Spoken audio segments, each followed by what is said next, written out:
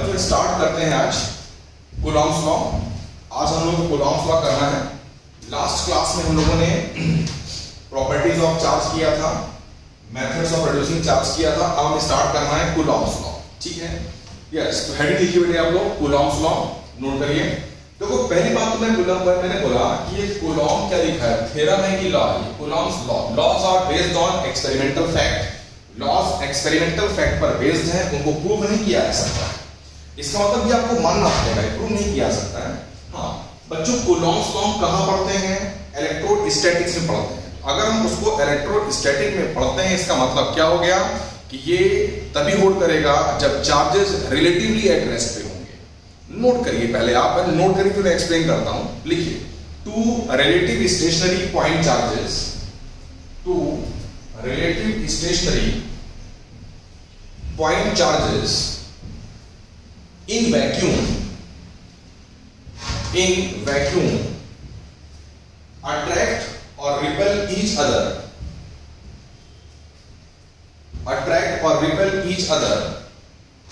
by a force F, capital F लिखिए, by a force F which is directly proportional to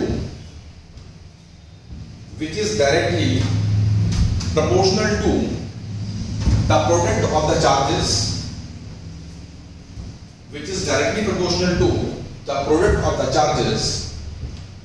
and inversely proportional to the square of the distance between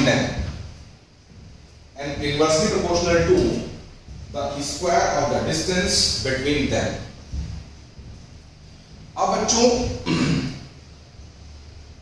मैंने क्या लिखवाया, मैं फिर से बोल रहा हूं। Two relative stationary point charges in vacuum attract और repel each other. Similar charge repel करेंगे, अपोजिट पॉइंट चार्ज अट्रैक्ट करेंगे। क्लियर हुआ? तो two relative stationary point charges attract और repel each other by a force F which is directly proportional to the product of their charges and inversely proportional to the square of the distance between them। Agree करते हैं? सबसे पहले यहां पर line पहली था, लिखा था relative stationary. Yes, relative stationary लिखा, उसको लाइन करिए, रिलेटिव स्टेशनरी। यस, मतलब रिलेटिव से मतलब क्या हुआ कि चार्जेस जो हैं वो उनके बीच में गैप चेंज नहीं होना चाहिए ऑब्जर्वर के रिस्पेक्ट में से। आप ऑब्जर्वर हैं और आप अगर देखिए, बताइए गैप चेंज कर रहा है, नहीं कर रहा है। कूलॉम्स लॉ होल्ड कर सकता है, करेगा नहीं। जब सारी कंडीशन वो भी करेंगे तब होल्ड करेगा ना। यस, अब देखिए, यस क्या गैप चेंज कर रहा है, बताइए नहीं कर रहा है। तो ये गैप चेंज नहीं करना चाहिए, ये इंपॉर्टेंट पॉइंट है। रिलेटिव स्टेशनरी लाइन करा आप लोगों ने। फिर लिखा है point charges. Point charges, yes, इसको अलग स्टाइल से करिए अंडरलाइन। पॉइंट चार्जेस मतलब कूलॉम्स लॉ के थ्रू जो फॉर्मूला हमारा बनेगा वो तभी होल्ड कर पाएगा जब चार्ज पॉइंट चार्ज होंगे। यस, अगर चार्ज मान लीजिए कुछ इस तरह से, ये बॉडी पर चार्ज है, ये दूसरी बॉडी है, यहां पर चार्ज है।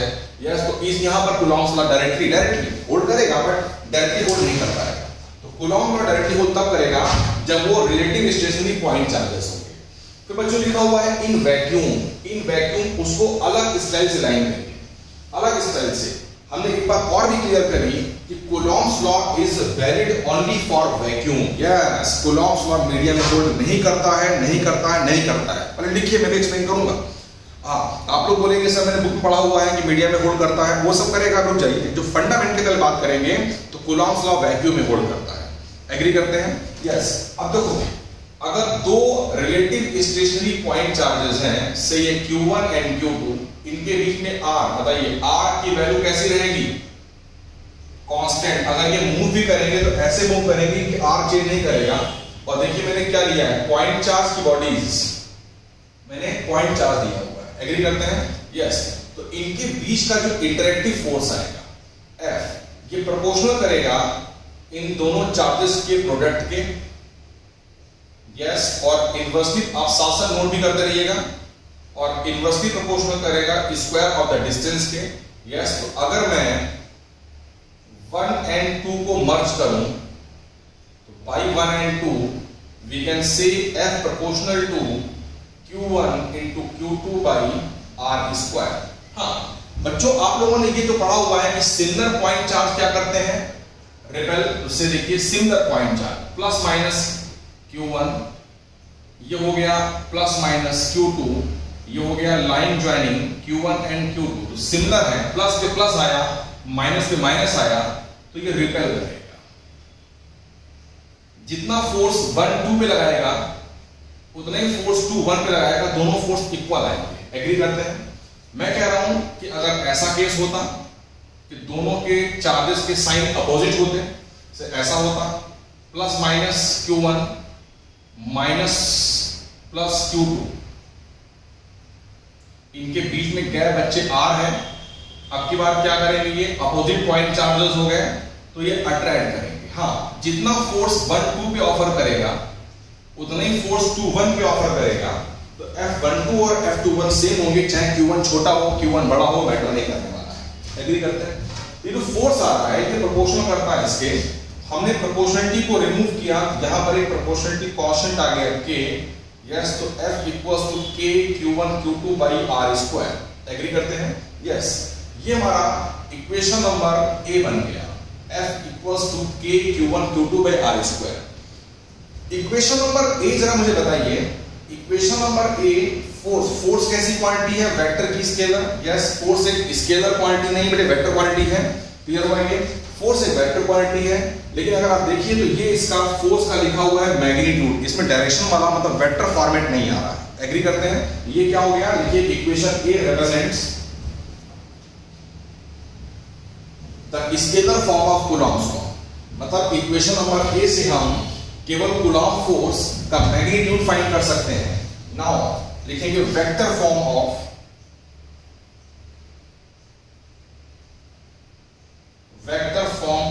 Coulomb's law.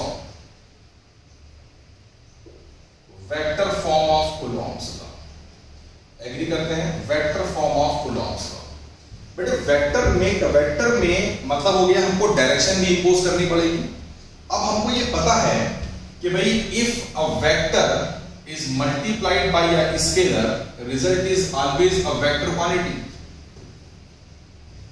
बोलो भाई, if a vector is multiplied by a scalar, vector is multiplied by a scalar, then result is always a vector quantity. Agree करते हैं? ठीक है ना? ये पढ़ा रखा में हुआ है। तो अब बताइए बच्चों, जो ये लिखा हुआ है K Q1 Q2 by R square, ये स्केलर से मैच कर रहा है कि वेक्टर से मैच कर रहा है? ये स्केलर से मैच कर रहा है, बिकॉज भाई ये तो स्केलर है ना, ये मैच कर रहा है स्केलर से। बेसिकली इसको मैं मान सकता हूँ इस तरह से स्केलर।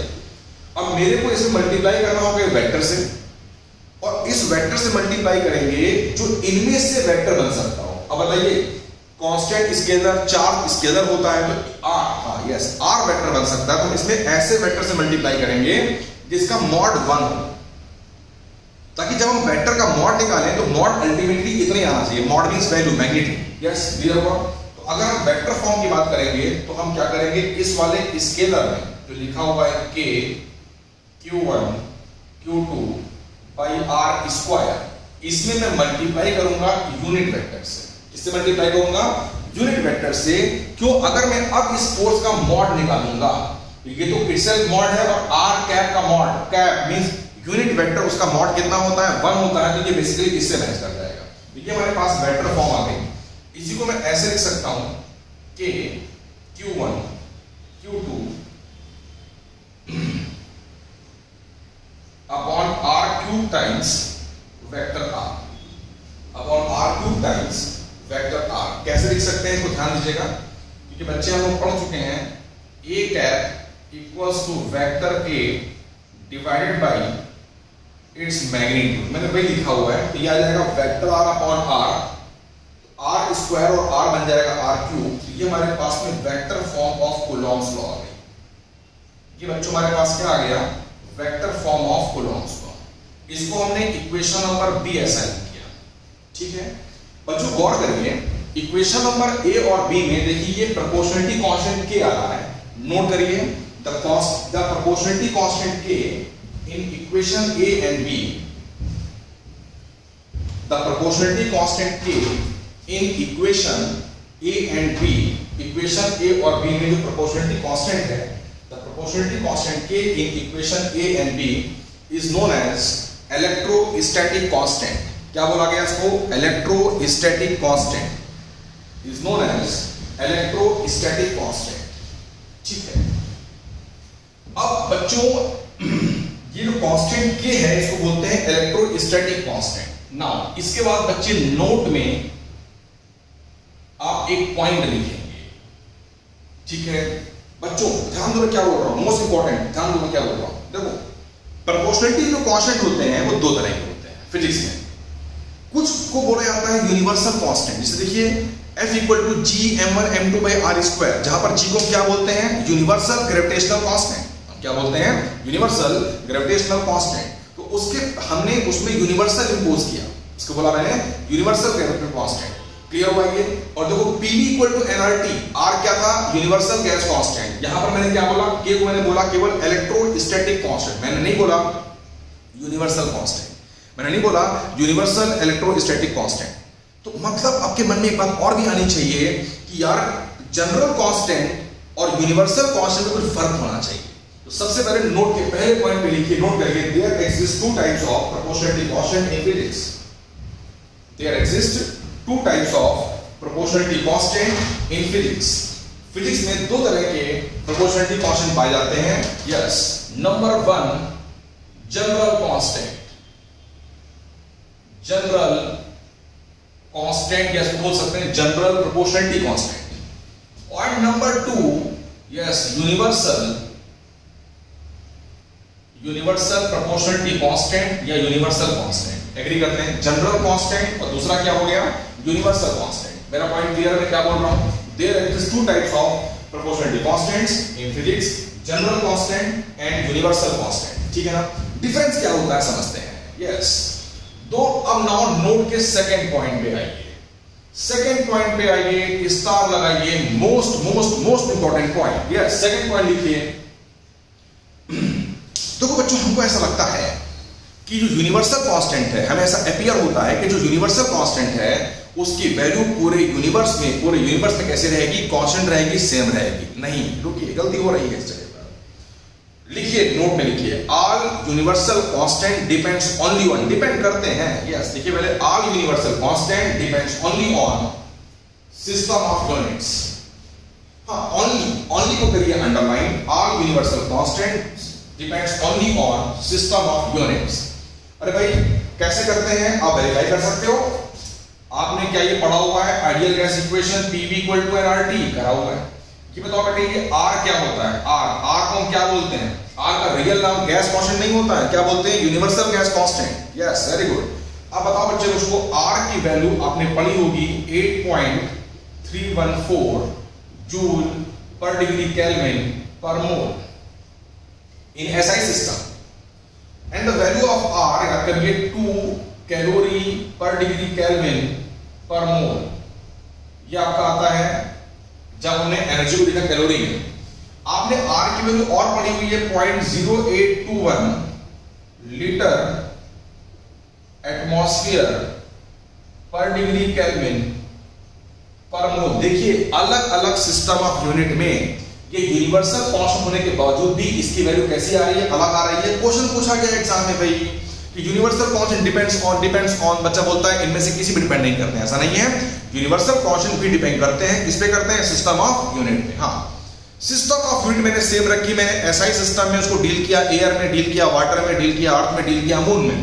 तो अगर सिस्टम मैंने सेम रखा हुआ है तो उसकी वैल्यू में कोई एल्टरेशन, कोई चेंज नहीं आएगा। एग्री करते हैं। यस, क्लियर हो गया ये। मैंने क्या लिखवाया, all universal constant depends only on system of units. Comma लगाइए, while general constants depends on, while general proportionality constant depends on system of units as well as medium.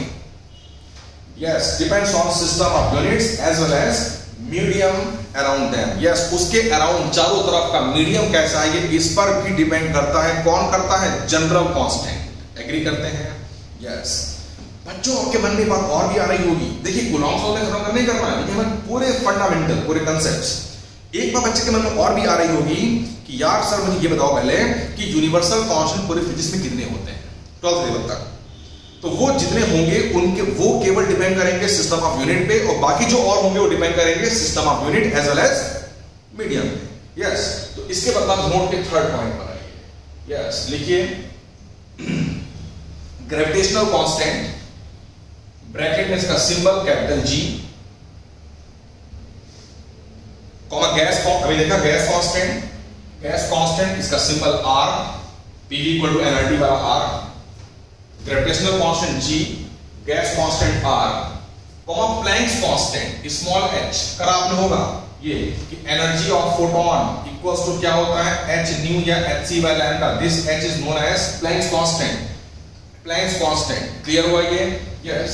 Comma लिखेंगे Boltzmann, मैं लिख देता हूं बोल्ट्जमैन, BOLTZ, बोल्ट्जमैन डैश करके Stefan's, STEFAN, Boltzmann Stefan's constant, yes, bracket में sigma, bracket में क्या लिखा सिग्मा। आपने बेटो पढ़ा होगा, रेडिएशन में पढ़ा होगा, U इक्वल्स टू फॉर्मूला आता है EA सिग्मा T की power 4, energy emitted by any body is EA sigma T की पावर 4, वेयर सिग्मा वही लिखा है यूनिवर्सल स्टीफेंस कांस्टेंट। क्लियर हुआ ये? ठीक है ना। एंड देखिए स्पेसिफिक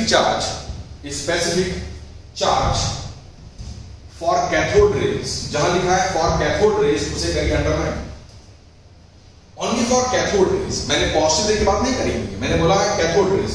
स्पेसिफिक चार्ज होता है charge is to mass ratio, and we know cathode rays are the streams of electrons, तो उन पे चार्ज कितना हो गया E हो गया, तो E by m are universal constant in physics, are universal constant in physics. बच्चों यस, इसका मतलब ये जो 5 आ रहे हैं 1 2 3 4 and 5 depends only on system of, yes बोल दिया, यूनिट्स। क्लियर हुआ? और बाकी जो और है वो सिस्टम ऑफ यूनिट के साथ साथ मीडियम पर डिपेंड करेंगे। बच्चे बताओ क्या ये यूनिवर्सल कांस्टेंट की लिस्ट में ये इलेक्ट्रोस्टैटिक कांस्टेंट आया है कि नहीं आया है? नहीं आया है। नहीं आया है मतलब कैसा हो गया ये यूनिवर्सल कांस्टेंट की जनरल कांस्टेंट हो गया। यस, इसका मतलब बच्चे अभी कूलॉम्स लॉ खत्म नहीं हुआ है। अब कूलॉम्स लॉ में 2 हेडिंग बनेगी कि dependency of K on system of units, पहली हेडिंग की के अलग, के की वैल्यू अलग अलग यूनिट्स में क्या आती है, और दूसरा बनेगा डिपेंडेंसी ऑफ के किस पे बनेगा, on the medium around them. Yes, तो फर्स्ट हेडिंग पर आइए, नंबर 1 फर्स्ट हेडिंग लिखेंगे। यस, फर्स्ट एरो पर आइए, लिखिए डिपेंडेंस ऑफ के बेटे क्या है, electrostatic constant, dependence of K on system of units. Yes, on system of units. बच्चे सिस्टम ऑफ यूनिट्स तो इनफाइनाइट है, सेवरल है, अपने हम लोग केवल 2 ही करते हैं। SI मींस भाई MKS और SI, और दूसरा होता है CGS, तो वही करेंगे हम लोग। यस, नंबर 1 लिखिए, इन SI और MKS सिस्टम, इन SI और MKS सिस्टम, यस, इसकी अगर हम बात करेंगे यहां पर बेटे जो इलेक्ट्रोस्टैटिक कांस्टेंट के आता है इसकी वैल्यू आती है 1/4 पाई एप्सिलॉन नॉट। इसको लिखेंगे, इसकी वैल्यू होती है अप्रोक्सीमेटली 9 क्रॉस 10 की पावर 9। देखिए SI सिस्टम की अगर बात करूंगा बच्चे तो ये फोर्स आएगा न्यूटन में, डिस्टेंस होगी मीटर में, चार्ज होगा कूलॉम में, तो newton into metre square upon coulomb square, क्या आ जाएगा न्यूटन इनटू मीटर स्क्वायर पर कूलॉम स्क्वायर। क्लियर हुआ ये? यस, ये के की वैल्यू इतनी आती है, हमेशा नहीं आती है बच्चों। के की वैल्यू केवल ये तब आती है जब हम डिस्कस करते हैं SI सिस्टम में और MKS सिस्टम में, और नॉर्मली हम जो थ्योरी पढ़ते हैं, जो न्यूमेरिकल करते हैं, वो SI या MKS सिस्टम में ही करते हैं। ठीक है ना, ये नोट करा बेटे। तो देखिए सो मैं कह सकता हूं सो इन SI और MKS, आप साथ साथ नोट भी करते रहेंगे बेटे, टाइम सेव करेंगे। तो सो इन SI और MKS system, yes, F equals to, F लिख रहा हूं तो मैं इक्वेशन नंबर 1 की बात कर रहा हूं, वेक्टर F लिखूंगा तो इक्वेशन नंबर B की बात कर रहा हूं। F इक्वल्स टू बेटे क्या आ गया, K Q1 into Q2 by R square था। बोलो भाई, अब बताओ यहां पर K की जगह में क्या रख दूंगा?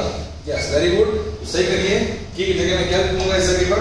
तो इन SI सिस्टम या MKS system F equals to 1/4 by epsilon naught Q1 Q2 by R square.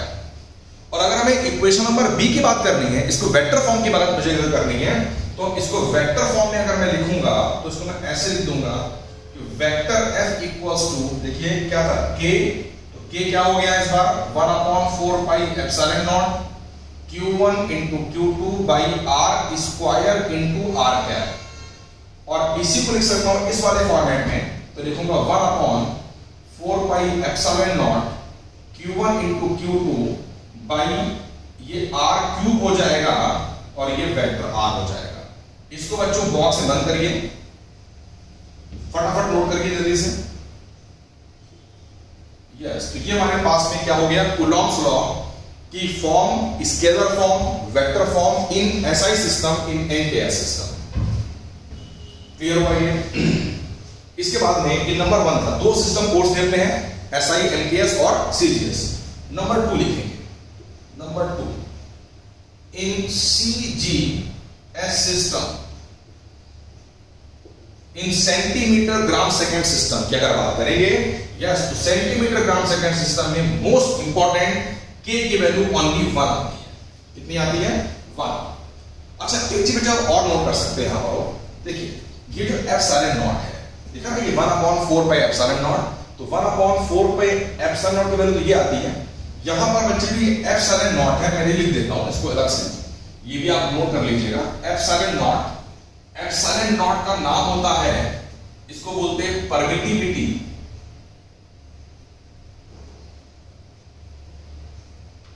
Permittivity of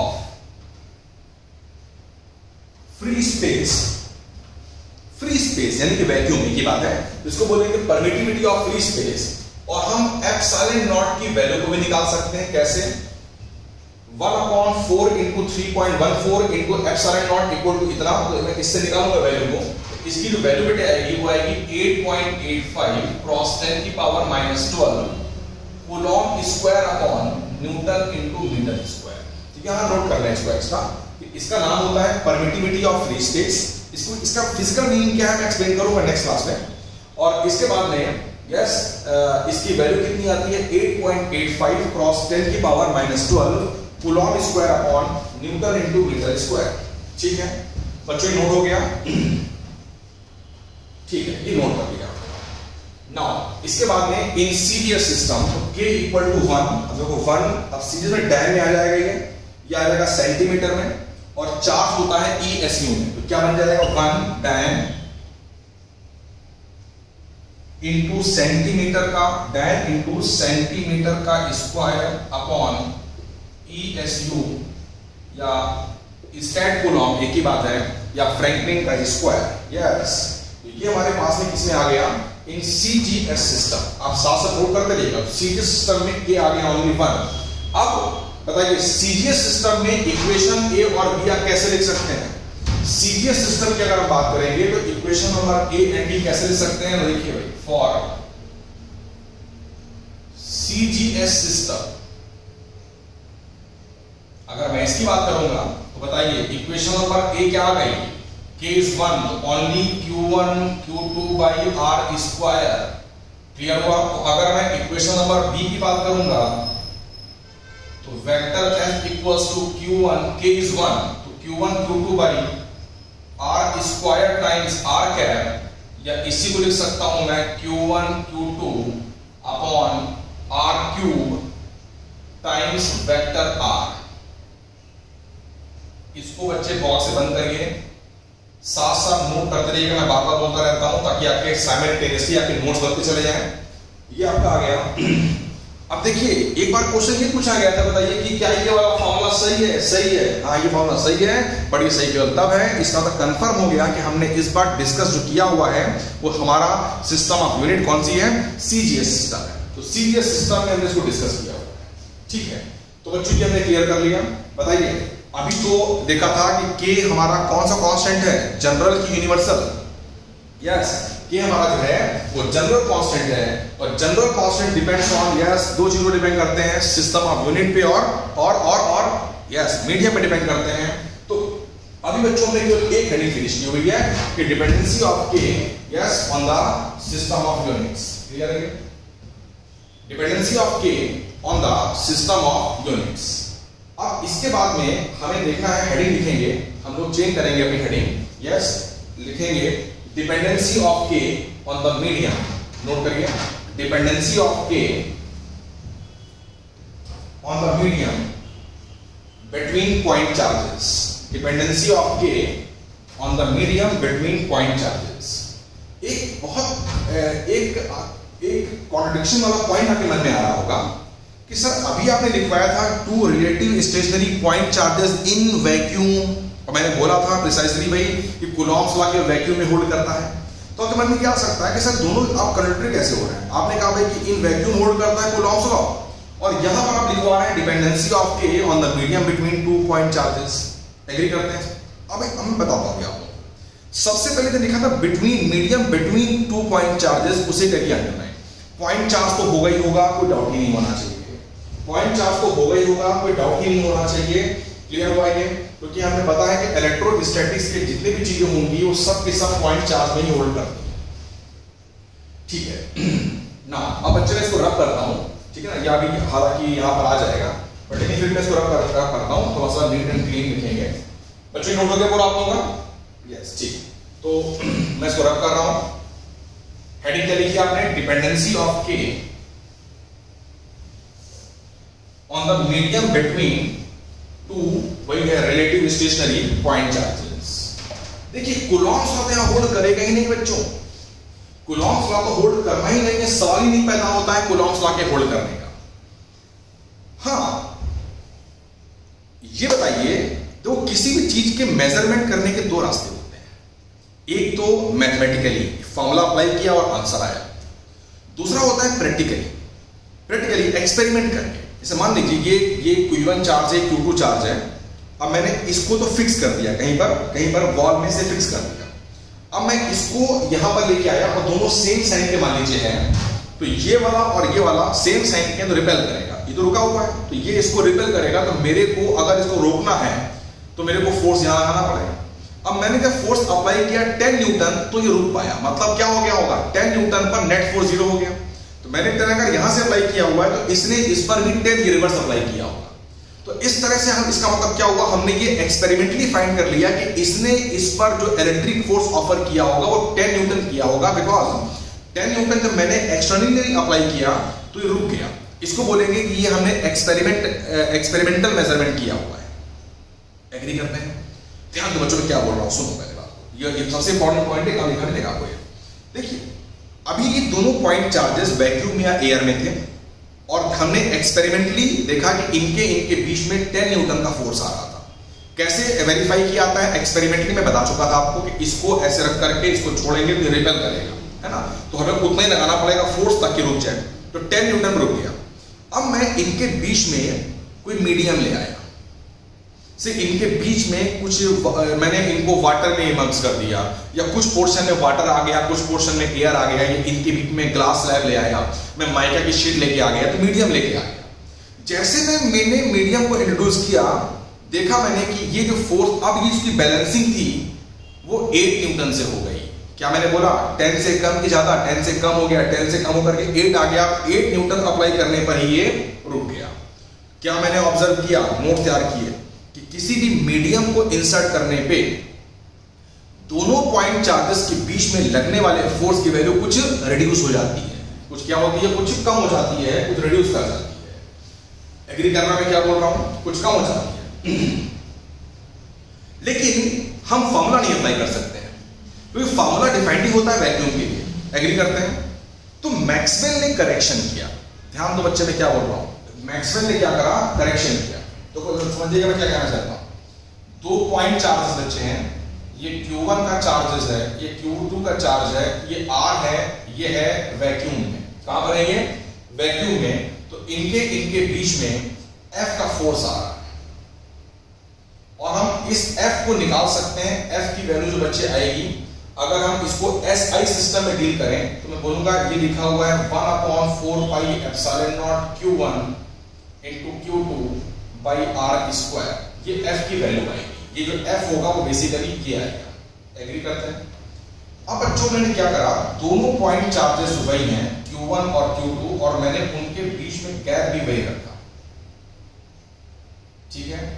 बस क्या करा मैंने, Q1 और Q2 के बीच में मैं कोई डायरेक्ट्रिक मीडियम ले आया। डायरेक्ट्रिक क्या होता है अभी इसको हम लोग नेक्स्ट लेक्चर में क्लियर करेंगे। आप ये मानिए कि कोई भी मीडियम आ जाएगा, तो उसको हम इलेक्ट्रिसिटी में बोलते हैं डाइलेक्ट्रिक, उसका एक डाइलेक्ट्रिक कांस्टेंट होता होगा, कुछ होता होगा, बताएंगे बाद में अभी आप लोगों को। ये मान लीजिए, ठीक है, तो ये डाइलेक्ट्रिक आ गया, इसका डाइलेक्ट्रिक कांस्टेंट K था और इसकी थिकनेस T थी। गैप बच्चों अभी भी Q1 Q2 में वही R है, लेकिन मैंने एक्सपेरिमेंटली, देखिए मैं कूलॉम्स लॉ को अप्लाई नहीं कर सकता हूं। कूलॉम्स लॉ को अप्लाई करेंगे तो फोर्स उतना ही आना चाहिए भाई। इन SI system 1/4 pi epsilon naught, Q1 में रखा गया, Q2 में रखा गया, इनटू इनके बीच में डिस्टेंस R भी वही है, तो F का F आना चाहिए।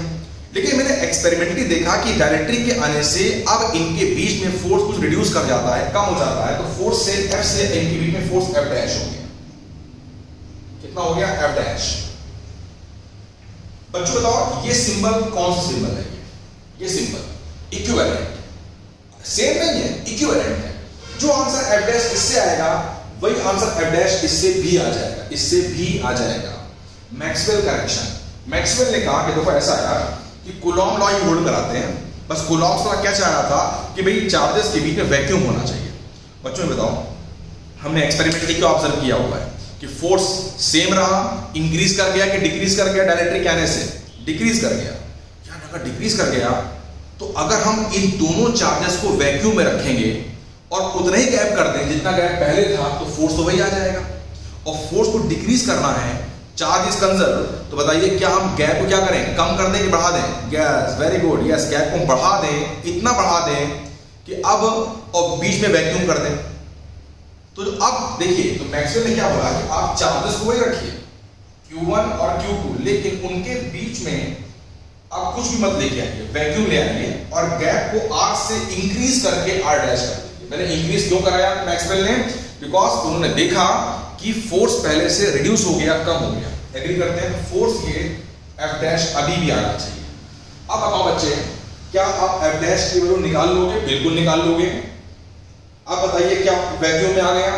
तो इन SI system 1/4 pi epsilon naught Q1 Q2 by R dash का स्क्वायर आ जाएगा।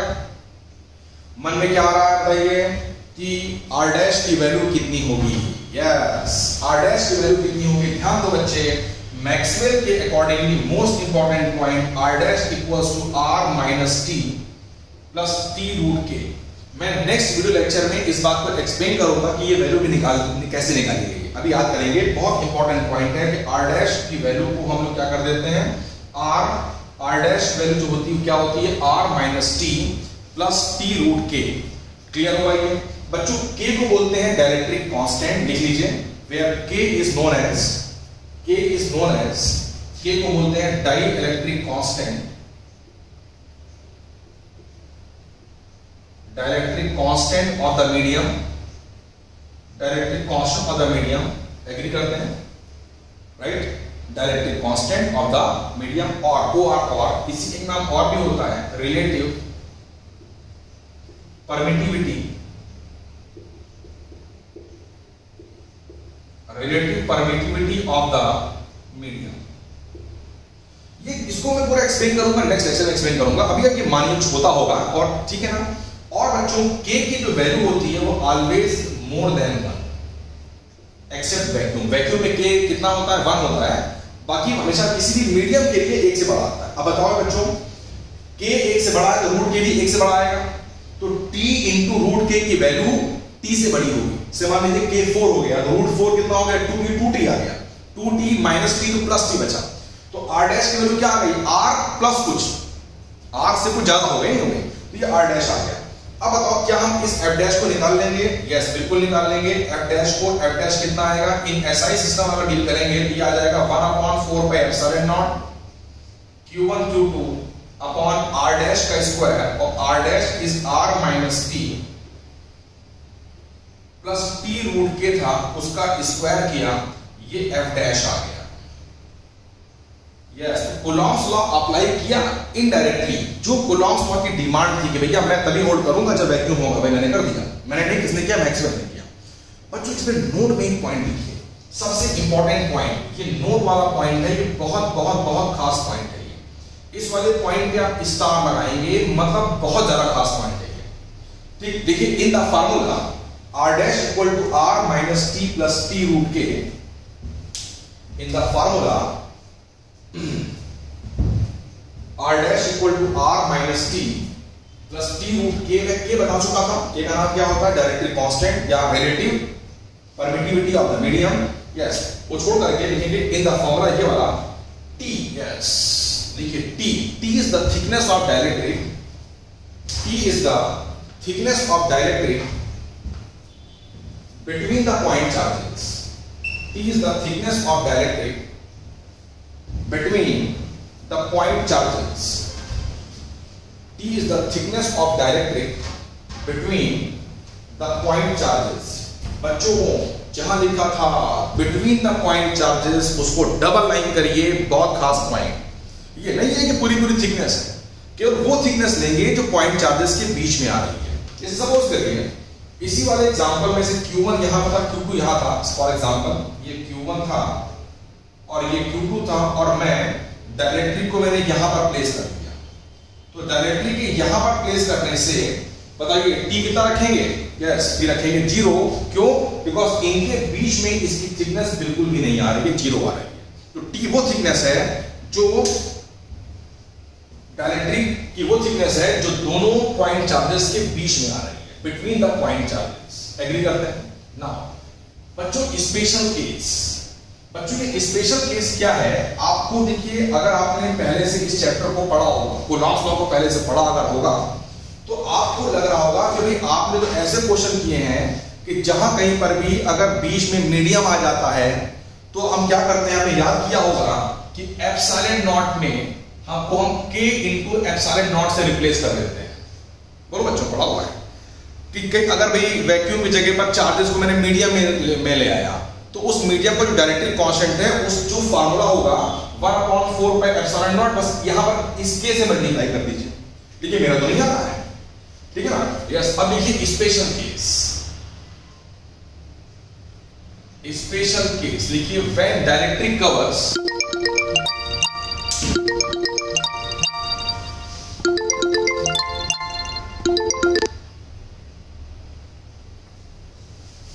स्पेशल केस लिखिए when dielectric covers the whole gap between point charges, when dielectric covers the whole gap between point charges। yes, ये Q1 है, ये Q2 है, इनके बीच में gap R है और इनके बीच में फोर्स F आ रहा है, ठीक है? तो बच्चे F की जो वैल्यू होगी वो आ जाएगी 1/4 pi epsilon naught Q1 Q2 by R square. ये F आ गया। अब की बार क्या है कि डायरेक्ट्रिक ने पूरे गैप को कवर कर रखा है।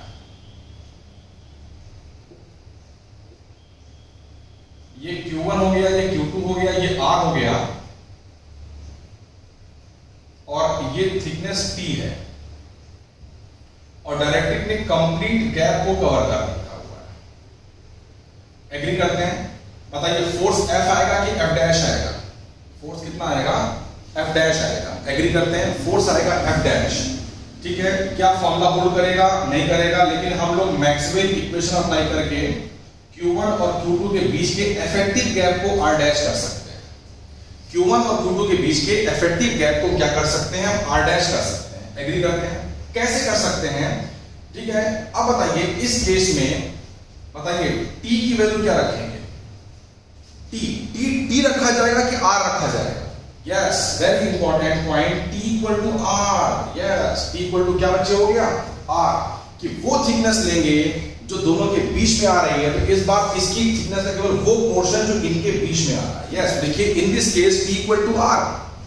Yes, now using formula R dash equal to R minus T plus T root K. तो R dash equals to R minus R plus R root K. R cancel कर गया बच्चे, R dash equal to बेटे आ गया R root K। यहां पर अगर force F था तो यहां पर F dash आएगा, ये इसका इक्विवेलेंट है, तो यहां भी कितना बेटे फोर्स आएगा? F dash। कूलॉम्स लॉ यहां होल्ड नहीं करेगा, कूलॉम्स लॉ यहां होल्ड करेगा, और बस R क्या रखेंगे? R dash. तो जरा मुझे बताइए कि F डैश की वैल्यू बेटे कितनी आ गई इन SI सिस्टम? हाँ, डिस्कस हम करते हैं ऐसे चीजों को है SI सिस्टम में।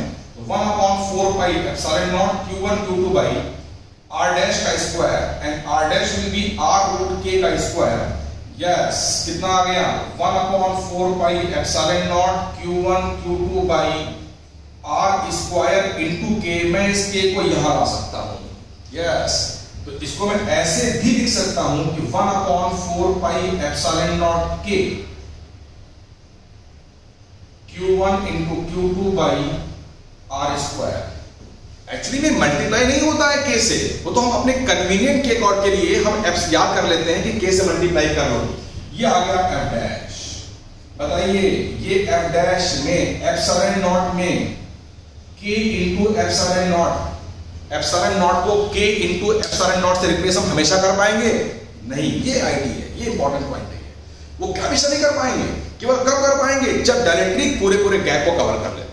और 99% प्रॉब्लम में डायलेक्ट्रिक को इंसर्ट ऐसे कराया जाता है कि पूरा गैप कवर कर लेता है। Charge are placed in vacuum, charge are now dipped in water. अब वाटर में चला गया, दोनों पूरा वाटर आ गया, तो क्या करना, केवल वाटर के डायलेक्ट्रिक कांस्टेंट को आप एप्सिलॉन नॉट से मल्टीप्लाई कर दीजिए। बट लेकिन वो कंसेप्चुअली ये होता है। शायद क्लियर हो गया? तो मैंने कूलॉम्स लॉ पूरा फिनिश करा। अब नेक्स्ट लेक्चर में मैं कूलॉम्स लॉ भी कभी खत्म नहीं हुआ है, कूलॉम्स लॉ के रिगार्डिंग कुछ स्पेशल पॉइंट्स आएंगे, कुछ की पॉइंट्स आएंगे, हम उनको डिस्कस करेंगे नेक्स्ट क्लास में। ठीक है बेटे, इतना रखते हैं हम लोग आज, फिर नेक्स्ट क्लास में हम लोग कूलॉम्स लॉ के रिगार्डिंग कुछ इंपॉर्टेंट पॉइंट्स को डिस्कस करेंगे। ठीक है, थैंक यू।